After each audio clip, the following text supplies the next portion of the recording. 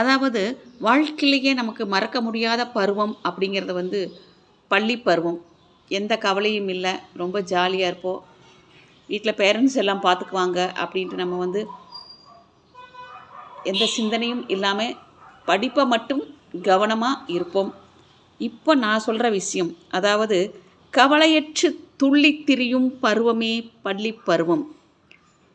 அந்த பருவத்தில் தட்டச்சு கீபோர்டை இயக்க பயிற்றுவித்தால் நல்ல பிரகாசமான எதிர்காலம் கிடைக்கும். ஆங்கிலத்தில் பிழையின்றி எழுத, படிக்க, பேச தட்டச்சு பயில்வீர். சிறுவயதிலிருந்தே படிக்க ஆரம்பித்தால், அதாவது 6th ஸ்டாண்டர்ட்லேருந்து படிக்கிறதுக்கு ஆரம்பித்தோம்னா நம்ம 9th 10th போத் ஹையர் முடிச்சிடலாம். அதுதான் உண்மை.